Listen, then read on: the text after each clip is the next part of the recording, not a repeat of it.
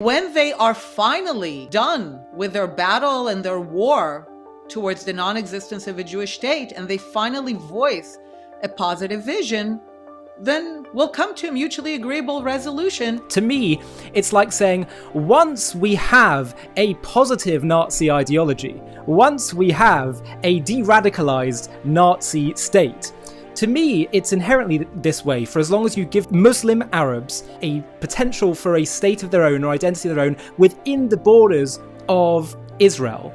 I think there's just too much there within their tradition, within their history, and not enough of any other kind of unique nation that was ever in that land, that the risk is so high. Surely it would make more sense right now, rather than continue to lose international support, on building a radical alternative. Now, I think there's an area in which you and I may have a bit of a disagreement. I'd like to thrash it out a bit, which is that, from what I can understand, you do believe that an Arab-Palestinian state could be possible one day, and I don't think it's a good idea. Can you explain to me why you think it is plausible one day?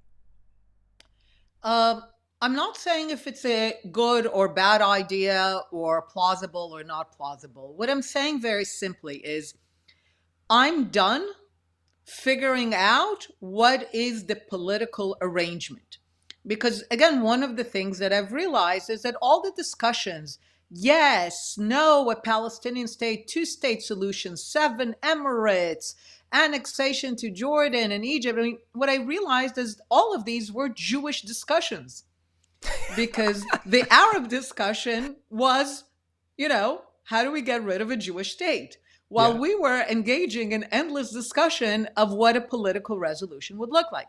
So what I'm saying is, I'm done. All I'm saying is the ideology of no Jewish state, which I've come to name Palestinianism, that ideology of the singular Arab obsession with the non-existence of a Jewish state, that ideology has to go. Once the Arabs, and especially the Palestine Arabs, are capable of voicing a positive vision, because they've never had one for the last century. So once they're capable of voicing a positive vision that is not kill the Jews, or not from the river to the sea, a vision that says we want something, all I'm saying is, once they voice a positive vision, I have no doubt that we'll be able to come to a mutually agreeable resolution. And the reason, by the way, that I don't doubt the Jewish and Israeli side is because the Jews are a puny, ethnic, religious, linguistic national minority in an overwhelming Arab and Islamic Middle East.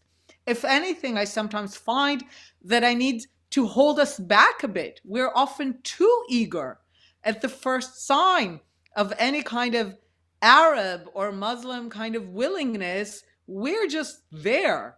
So I'm not concerned about our side. Sometimes people say, oh, Ben Gvir, Smotrich, whatever. And I'm like, look, even our extremists, they're extremists of a tiny nation. So ultimately, their extremism is worthless, because what we know is whenever the Jewish people, especially the Zionist Jews here, whenever they faced a choice, whenever there was an overture from Arab leaders, it didn't matter if it was a right-wing government, left-wing government, we always responded positively. As I said, sometimes too positively and too eagerly. So what constructs us is the fact that we're a small people. And what constructs Arab intransigence is that they're the overwhelming majority. They don't see why they should come to terms with us. So all I'm saying is, I'm done having that intra-Jewish discussion. It's useless. I'm going to focus on the ideology of Palestinianism coming to an end. I'm going to try to focus Israeli policy on no longer allowing the ideology of Palestinianism to be fueled, to be given oxygen. And when they are finally done with their battle and their war towards the non-existence of a Jewish state, and they finally voice a positive vision, then we'll come to a mutually agreeable resolution. But I don't see the need to come up with ideas for our domestic Jewish discussion. Right. So I agree with a lot of what you said there, except for once you got onto the bit about once they can offer up a positive ideological vision. That's where I have some. I didn't say. Once, yes. Right, you said once they offer a positive ideological vision. Now, let me put to you how I see things, and would love to know your perspective.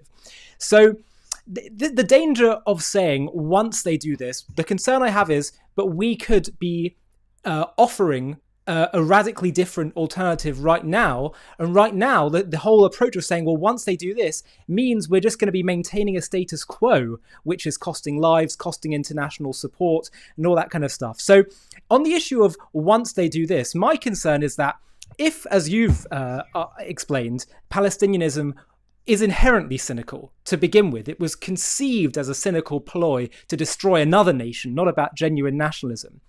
To me, it's like saying, once we have a positive Nazi ideology, once we have a de-radicalized Nazi state, to me, it's inherently this way. For as long as you give them Muslim Arabs a potential for a state of their own or identity of their own within the borders of Israel, I think there's just too much there within their tradition, within their history, and not enough of any other kind of unique nation that was ever in that land, that the risk is so high. And so I go back to this whole point of the danger of saying, once we do that, once they change, or, I'm going to keep trying to show the world how bad Palestinianism is, etc., is that we could, it's like, would I bank or risk my own family's security on the hope that my neighbors who keep trying to kill me will one day they'll change, they'll de-radicalize, when I just know it's not going to happen? I just feel like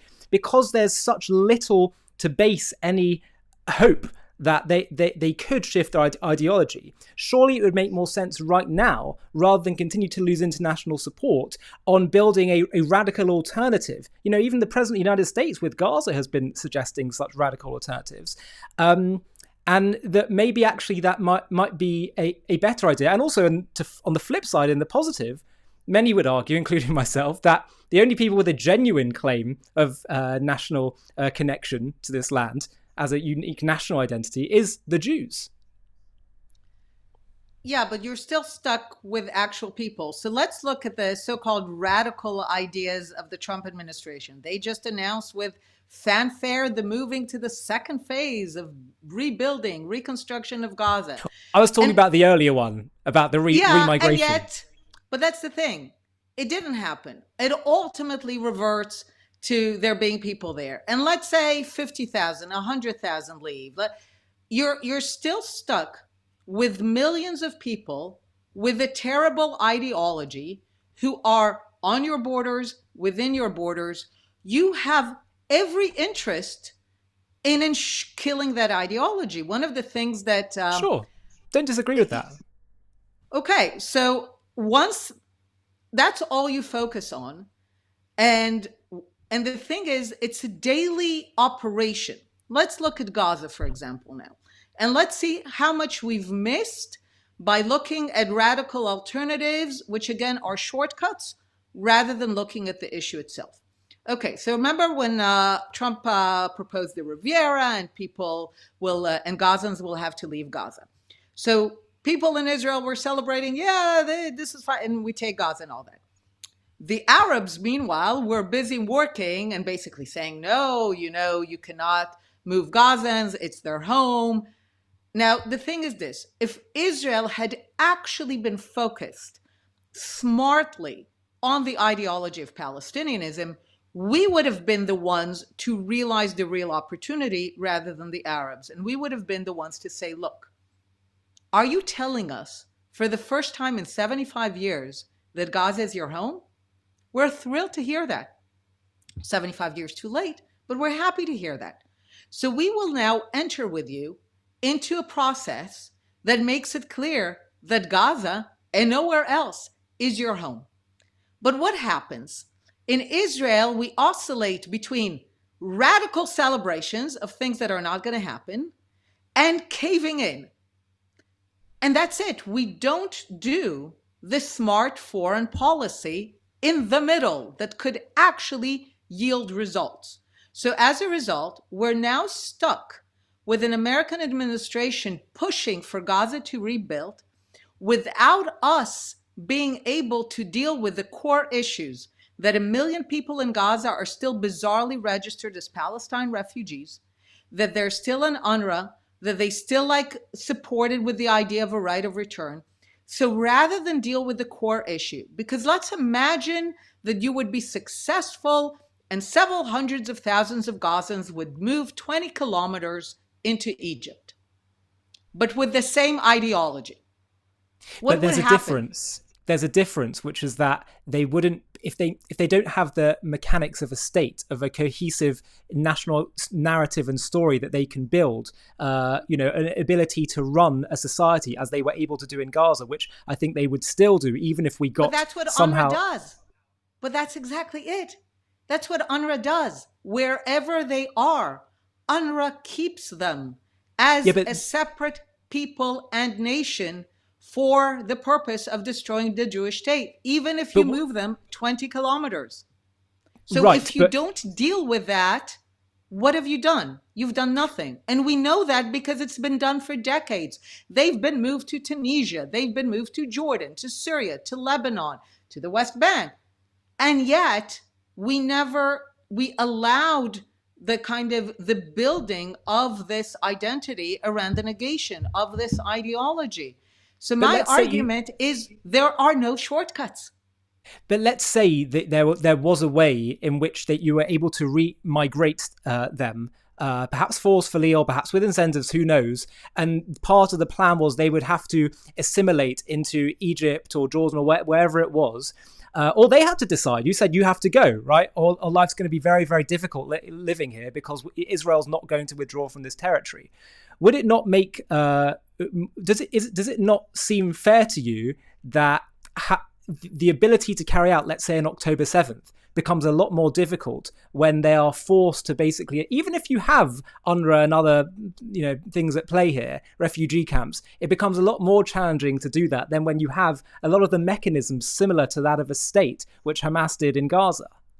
No, that's part of our short-term memory. They did it with the Second Intifada, which was over time, but as brutal, as butchery. Yeah, because maybe you need to get rid of them Jordan. in What? Yeah. But I'm saying maybe that's also a problem with them being in Judea and Samaria and the West Bank as well. They did it from Tunisia. They did it from Lebanon. But you don't think there'd be a significant security difference if we could shift the whole conversation around two-state solution and Israel versus Palestine? If we, basically shift this one key point. Yes, there's always going to be hostile entities and state actors around the world. You don't see the security equation shifting at all if we can resolve the issue within Israel's borders? The security equation only shifts if we deal with the ideology. That's my argument within Israel, that we have a very, very, very narrow way of thinking about security. That we think about security in terms of the guns pointing at us, rather than understanding that the issue is the ideology, the motivation. This is why you have a prime minister who thinks that you can pump billions into Gaza and will somehow buy us quiet, rather than create the situation for, I would argue, the verge of annihilation. So, no, we need to stop. There are no shortcuts. This is my message. I know it's a tough message. Stop imagining shortcuts. There are none. If we do not go to the molten lava of the ideology and deal with it, there is no arrangement that solves it. So it's funny, in some ways I feel like we're so similarly aligned. It's just some specific points here. I actually don't disagree at all. I part of the whole point of this whole channel, JTV, is to shift false ideologies, to share the Jewish message, share the Jewish view of the world. And I completely agree with you. Obviously, ideology is the fundamental resolution to this. If you change the ideology, you change what motivates the whole way people act. But I just don't see it as an either or, and I'm sure neither do you as well. It's just, for me, there's the security question of the right now, what needs to be done for pure security, and then there's the more longer term question of shifting ideologies. And I know you'll say they're literally a daily one, because Yeah, Look, I'm sure why it's do I daily. know? For sure it's daily. Don't No, but disagree. it's the same. But it's the same one because you shift ideology every day. So, for Sure. example, how was I able to know that pumping billions into Gaza will explode in our face? Did I have specific intelligence? No. I listened to the Gazans and I thought about it logically. Hmm. Now, people say, okay, what? You wanted to go to war before October 7th? No, this is a false dichotomy. But had we gone to a massive diplomatic offensive on UNRWA, had we made it clear that not a single dollar will go into Gaza unless people are erased as refugees, if we had made it clear that no, you cannot give money or cement to people who think that this is not their home and that they need to liberate Palestine, we would not have reached October 7th. So that's the thing. It's the security is a direct outcome of challenging the ideology. And my argument is that every day that we undermine their ideology, every day that we undermine the fuel and the oxygen that goes to their ideology, is a day that they are on the back foot and less able to prepare military attacks. My argument is that the more we focus on ideology, the fewer of our people get killed. And the vice versa is also true. Someone recently asked me, said, how could you put Hamas and the Palestinian Authority in the same bucket? We have great security cooperation with the Palestinian Authority. They help us kill Hamas operatives. And I'm like, that's lovely that you think that they're cooperating with Israel to kill people that they would be happy to kill anyway. But in the meantime, they're educating and inciting the tens of thousands that will kill us next year and the year after that. And you're even looking at Jordan, the Kingdom of Jordan, supposedly not a security threat, supposedly beyond the Jordan River. But we think of it great, a security cooperation. But the Jordanian queen goes all around the world and spews the worst libels, and we do nothing. The so-called peace we have with Egypt. In this new book that I have called Peace Not Now, it's right now in Hebrew, but will be translated into English.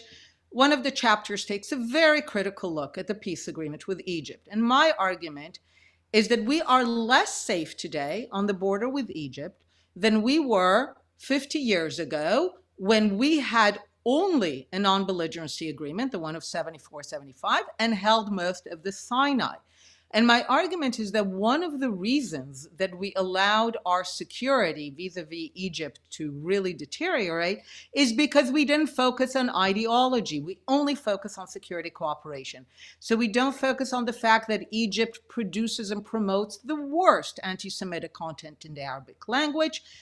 Even a supposedly small example. Egypt recently had its most important cultural event, I think, since the opening of the Suez Canal. Right? The museums and the pyramids in Giza.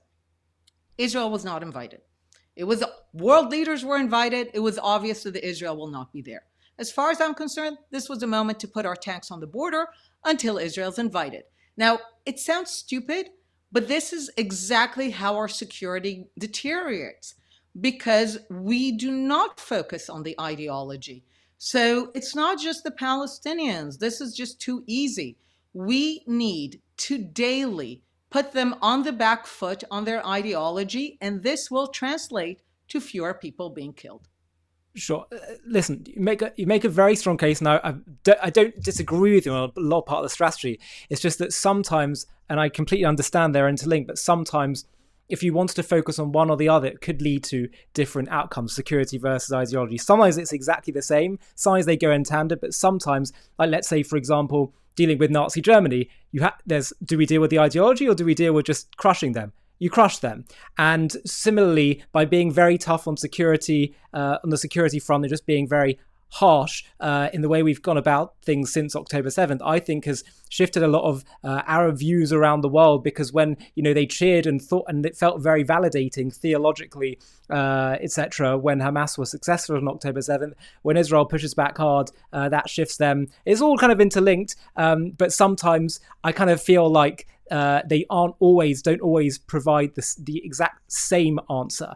And so I think ultimately we may have some disagreement on strategy here, but recognizing that they're both completely interlinked and both two key elements, I think we certainly can be in agreement on.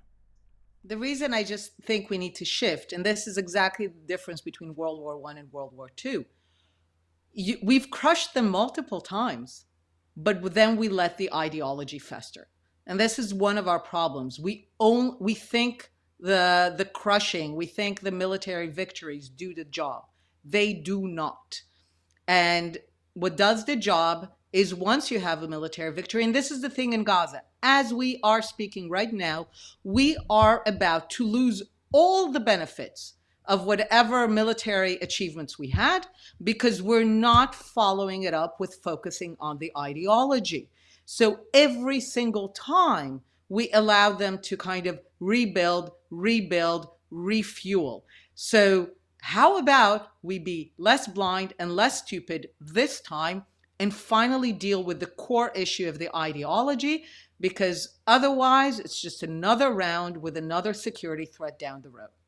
But we've never done things like, for example, and you would probably disagree with this, think it's a bad idea, but never tried extending Israeli sovereignty to Judea and Samaria, Gaza, all these kind of things, looking at a remigration plan, which may be very, very radical. Oh, we did. You have to. Oh, Israel did numerous. First of all, again, my specialty, right? In 48, 49, hundreds of thousands of Arabs flee or are expelled. Not the end of the story, because they took over UNRWA, and we, over time, just allowed it to be, and even defended it, and even supported it. So, because by now I have enough of experience with us that we look at immediate military wins or victories, and I say, they went to Tunisia, they were thrown out of Lebanon, they were thrown out of Jordan. If we do not deal with the ideology, by now, like President Trump likes it, there's so much winning. We're doing so much winning. As far as I'm concerned, we did a lot of military winning.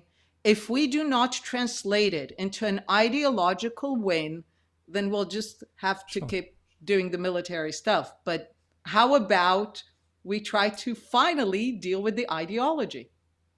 Well, listen, definitely agree that that's a critical part and the ultimate solution to this, and changing the way that people think about this and what they believe is the truth of this conflict. I think the Arab world needs to believe that the land of Israel is Jewish, belongs to the Jewish people. I do believe it's going to happen. I do believe it's going to happen. We've seen Yes. Yes, it is, but I guess the whole question of that Palestinian cause potentially having a positive vision, that's where we might have some question marks still. But Dr. Einat Wilf, I'm so grateful for us being able to thrash out all these issues and just gain your perspective on them. I'm so grateful for your voice and for your, the work you do in this area, because there's a lot of confusion around these subjects. And I've learned a lot from you. And I think a lot of people are really being influenced in the way they think about these things. Dr. Wilf, thank you so, so much. Really, really appreciate your time and look forward to having future conversations. I know our audience will greatly appreciate your insights. Thank you. A quick message before we finish. We have been lied to about the Palestinians from beginning till end. Have a watch of the trailer for our new documentary called The Invention of the Palestinians, How a Nation Was Invented to Destroy Another. And if you want to watch the full thing, just click on the link in the video description. The Palestinians. We have been told they are an ancient people fighting for their homeland which has been stolen from them. This narrative has fueled decades of conflict, painting Israel as an occupier of stolen land. But what if this identity is not of an ancient nation, but a modern, cynical invention? A political construct designed not to build a state, but to dismantle the Jewish one. In this JTV Plus documentary, we're going to uncover the truth behind the creation of the Palestinian identity, how it was forged in the fires of pan-Arabism, absent in historical records until strategically rebranded in the 1960s by leaders like Egyptian-born Yasser Arafat to rally global opposition against Israel. We'll trace its roots from the Ottoman era, where Palestine was a region without a distinct people, through the pre-1948 years of Arab rejectionism, before focusing on the pivotal shift of the 1960s, when Arafat declared we should now be known as Palestinians, inventing symbols like the flag to mask genocidal aims. This wasn't about self-determination, it was about exploiting refugees, suppressing true aspirations under Arab rule, and perpetuating a war to destroy Israel. Join us as we debunk the myths of an ancient Palestinian nation, expose the strategic manipulation, and reveal how this construct has hindered peace while fueling hate. Fair but firm, this is the story of an identity weaponized, not for building a future, but for erasing one. To watch this JTV Plus documentary and access much more premium content, click on the link in the video description.